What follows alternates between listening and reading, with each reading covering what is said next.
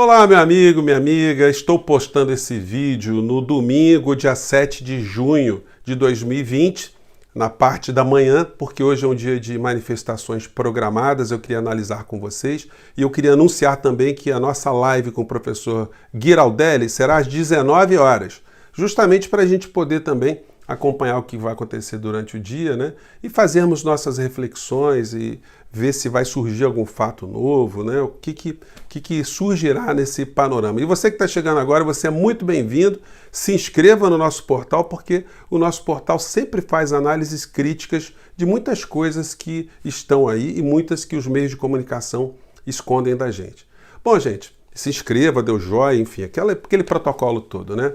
Gente, muitas pessoas perguntaram se eu vou a alguma manifestação. Bom, o coração está querendo ir, o meu espírito está querendo ir, mas a razão está me contendo, né? Porque se a gente tem falado o tempo todo que a gente se preservar, a gente não circular, a gente não ajudar a espalhar os vírus, é o que nós devemos fazer, é um dever nosso, é um dever para com as outras pessoas, então fica complicado a gente ir para uma manifestação que está sendo muito induzida para que nós compareçamos nesse tipo de evento por conta do outro lado, esses lados neofascistas mais radicalizados, esse bando de pessoas perturbadas que ficam caçando comunistas, caçando o Foro de São Paulo, coisas que só estão nas cabeças dessas criaturas, e são criaturas muito violentas, né? São bárbaros de uma maneira geral. Então, a gente deve evitar esse tipo de situação. Isso tem provocado, inclusive, a mobilização dos órgãos de segurança, né? Como é que você disciplina esse tipo de encontro, se é que poderíamos dizer assim, que o nome disso é encontro. Então, o ideal é que a gente não compareça a esse tipo de ambiente, a gente use a nossa razão. Eu vi até um vídeo do Emicida, que é um cantor, um compositor de rap, enfim, onde ele atesta que a Covid aqui no Brasil não é simplesmente uma doença democrática como a gente pensa que ela é, né? Ou que ela seria. Porque no primeiro mundo ela pegou gente de vários segmentos, mas as diferenças sociais no primeiro mundo, na Europa, são muito maiores, né? Em países como nos Estados Unidos, a percepção é que a doença atingiu as pessoas mais pobres, os latinos. Nos países de terceiro mundo está acontecendo isso, e no Brasil, fundamentalmente, a doença deixou de percorrer ali os setores econômicos de famílias de classe média, média alta, e passou para atacar pessoas do subúrbio, que são as pessoas que mais sofrem, as pessoas de periferia, que mais se contaminam, que mais dificuldades têm, dificuldades materiais, dificuldades logísticas, já tem a saúde também com uma série de situações que facilitam a expansão da doença. Então ele chama a atenção que essa doença ela está rumando cada vez mais para os subúrbios, então nós temos que nos proteger. Ele mostra como as populações negras seriam as mais afetadas com a expansão desse vírus. Mas os bolsonaristas, de uma maneira geral, esses fundamentalistas, esses loucos, eles estão a fim de cadáveres. Eles não se contentam com os cadáveres que Bolsonaro está produzindo às custas do povo brasileiro no cotidiano. Eles querem um cadáver, eles querem uma pessoa morta numa manifestação dessa, uma pessoa de preferência uniformizada, com camisa de Bolsonaro, para eles martirizarem essa criatura e fazer dessa criatura um ícone para o endurecimento de várias questões. Então, o Emicida, quando ele faz o alerta que podem ter pessoas infiltradas, que a gente não tem um nível de organização para estar nesse tipo de manifestação, e que essa manifestação não é uma micareta, não pode ser considerada como um evento festivo e necessita, portanto, de muita organização, é necessário a gente ter muita atenção. Então, por conta disso, eu não irei, mas certamente algumas pessoas tentarão se organizar para fazerem manifestações, se preservando da melhor maneira possível. O que eu posso sugerir é que todo mundo fique com câmeras de celular o tempo todo ligado e registrando qualquer tipo de movimento suspeito, que sejam movimentos de destruição de patrimônio, de atingir pessoas, de provocar confusões, para que isso seja bem explicitado e registrado no dia seguinte. porque o dia seguinte, dependendo do que acontece, a manipulação dos dados ela é muito grande. Bom, e no meio dessa história toda, o que a gente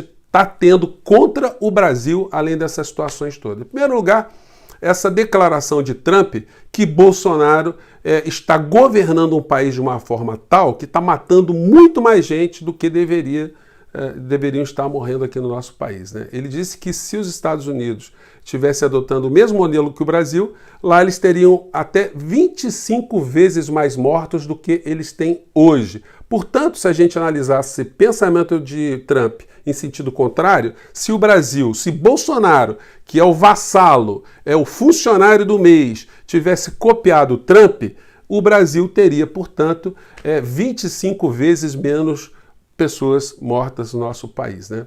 E o que nós temos de retribuição em relação a isso? Bom, eu peguei aqui no estado de Minas essa matéria aqui, que internautas chamam atenção pelo fato de Trump não seguir Bolsonaro no Twitter. A gente não sabia se o Trump seguia, se ele já seguiu alguma vez o Bolsonaro. O Bolsonaro segue o Trump, mas o Trump não está nem aí para Bolsonaro, para vocês verem o nível de importância que Trump está dando para o Bolsonaro. E o pior de tudo foi essa notícia agora, né? Está no Infomoney, mas está em outros organismos de comunicação também. Em ação inédita, comitê da Câmara dos Deputados nos Estados Unidos se opõe a acordo econômico com o Brasil. Gente, 24 deputados do Partido Democrata fizeram uma carta onde eles expõem, nessa carta dirigida às principais autoridades econômicas norte-americanas, ao governo americano, a não recomendação de negócios entre Brasil e Estados Unidos, porque o Brasil infringe direitos humanos, como está sendo demonstrado na pandemia, e está infringindo direitos ambientais também. Isso nunca aconteceu na Câmara dos Deputados norte-americanos. Então isso é para vocês verem o tamanho do problema que esse governo homicida está causando no presente e está causando muito mais lá no futuro. E enquanto isso está acontecendo, né, no plano externo, o que Bolsonaro tem feito para resolver os nossos problemas? Bom, se é que a gente pode dizer que ele está fazendo alguma coisa, né? Quando a gente vê esses filmes americanos, quando vai ter algum assalto, vai ter alguma bandidagem, algum crime, né? Eles vão nos esgotos da sociedade, nos lugares mais putrefatos, recrutarem as pessoas para o crime. E o que faz Bolsonaro? É mais ou menos isso. Quando ele quer destruir o povo brasileiro, quer fazer alguma coisa contra o povo brasileiro, ele vai atrás de delinquentes, aonde ele pode. Infelizmente, ele consegue a ajuda de delinquentes de farda e delinquentes do mundo civil. Porque não dá para a gente dizer que uma pessoa que vai no cargo, aceita o cargo para ser um ministro da saúde, que não tem competência nem para prescrever um sorrisal, que esse cara não seja uma pessoa de má índole, uma pessoa de má fé, que ela não esteja ali só por dinheiro. Porque enquanto ele está ocupando esse cargo e na ocupação desse cargo ter colocado uma penca de militares como se fosse um batalhão, os números da Covid no Brasil continuam a subir de uma forma assustadora. A única coisa que tem feito esse ministro é bobagem. As únicas coisas são coisas erradas. Coisas que vão depor contra a vida dele pelo resto da vida. Embora ele esteja ganhando agora um dinheirinho melhor como ministro, pago com o meu dinheiro, com o seu dinheiro, e eu tenho direito de fazer essa crítica. Se isso chegar até o ministro, não adianta ele ficar chateado, os militares que estão no governo ficarem chateados porque eles são corruptos morais, na medida que eles estão trabalhando num governo que está assassinando brasileiros. E para dourar essa pílula, o que o governo Bolsonaro fez foi recrutar mais um delinquente. Recrutou um delinquente, dono de uma rede de escolas de língua, né, língua inglesa, e também dono também de redes de lojas de produtos naturais, produtos naturebas. E o que veio essa criatura fazer no governo Bolsonaro? Ele veio com a missão de diminuir os números das estatísticas dos mortos pela Covid. Isso está criando um pandemônio geral nas comunidades científicas, entre os secretários de saúde dos estados e dos municípios, porque é uma aberração uma pessoa que não é da área, ele simplesmente vir para o governo afirmando que esses números estão superdimensionados. Qual é a competência, qual é a capacidade? Ele tem bola de cristal? Ele prevê futuro? Ele está indo em cemitério? Ele vai em cartórios ver quantas pessoas estão morrendo? Gente, no Brasil a gente tem muito mais pessoas morrendo esse ano de 2020 que no ano de 2019, mas muito mais gente. E os números das pessoas que estão sendo apontadas como mortas pela Covid é um número muito menor. Então, se esses números forem auditados de fato, as pessoas mortas pela Covid no Brasil serão em número muito maiores. A menos que essa pessoa que está vindo para o governo Bolsonaro tenha o dom da ressurreição, consiga trazer pessoas que morreram à vida novamente, ele não vai conseguir baixar esses números. Quem sabe ele consegue trazer meu tio, que foi morto pela Covid, professores queridos que já morreram por conta da Covid, eu vou ter que dar o braço a torcer, né? Aí será uma coisa divina. E para fechar o programa, falando em coisas divinas, o pessoal ligado às igrejas de uma maneira geral, eles também têm uma goela muito larga, né? Tem uma matéria aqui no UOL que mostra que TVs católicas, evangélicas e comerciais passam pires no governo. Eles estão indo todos a Brasília, tentando se articular como podem para arrancar uma grana da Secretaria de Comunicação Social. Coincidentemente, nós vimos o registro que essa semana, né, que é ontem, que o bispo Malafaia teve lá também com o R.R. Soares, lá em Brasília, para orar pelo presidente e orar contra a Covid. Olha, esse troço de orar contra a Covid não está dando muito certo, não. O presidente está se ajoelhando, mas ele não faz nada, ele não transfere verba, ele não educa, não ajuda a educar a população e os números vão aumentar. Então vou deixar gravado esse programa hoje, dia 7 de junho de 2020, com a promessa do bispo Malafaia, o pastor Malafaia. Eu nunca sei qual é a patente dele, ele está orando aqui, mas ele se mete em política, né? E aquela história, né? Por que ele não orou onde ele estava? Precisava ir lá falar com o presidente, levar outros pastores? A palavra de Deus só serve quando ela é colocada no ouvido? Vamos ver aqui. O país não vai ser destruído por ninguém. Esse país não vai falir. Eu quero declarar que tem milhões de pessoas que estão orando e que Deus vai surpreender, vai confundir, vai deixar a gente de boca aberta, dizendo como é que aconteceu isso? Como é que esse país saiu disso? É para ninguém entender, para que Deus seja glorificado. Amém. Eu quero informar que todos os inimigos dessa nação, que todos os planos escondidos Deus vai trazer à tona, vão ser confundidos, vão ser envergonhados e vão cair por terra. Gente, o Malafaia é um capítulo à parte, né? Eu já coloquei vídeo para vocês aí. Ele andou com o presidente para cima e para baixo. Foi até em blitz lá no Piauí, estava lá o Malafaia com ele do lado, o blitz da Polícia Federal lá na rodovia. Mas segundo o Malafaia aqui, Deus ele gosta de fazer uma sacanagem com o povo de uma maneira geral. Ele gosta de confundir, né? Ele fica lá bolando um jeito de confundir a sociedade. Então ele bota uma pandemia aqui, uma catástrofe aqui, um presidente doido aqui. A gente fica na miséria, fica todo mundo desesperado para Deus surpreender o povo brasileiro um pouco mais à frente. Isso já aconteceu em algum lugar? Será que nós estamos diante de um milagre que a gente não sabe? Malafaia está dizendo que tem forças ocultas, forças tão escondidas e vão ser colocadas para fora.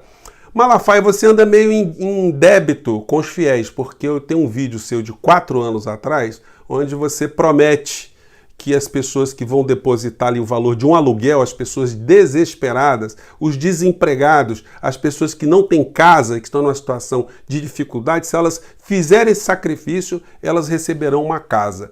Era para ter uma explosão imobiliária no Brasil, só que a gente tem visto exatamente o contrário, cada vez mais as pessoas pobres passando mais necessidades. Então, gente, tem muito salafrário para tudo quanto é lugar, né? Eu não posso fechar o programa sem falar também de um outro grupo de salafrários, já que a gente está falando de todos eles.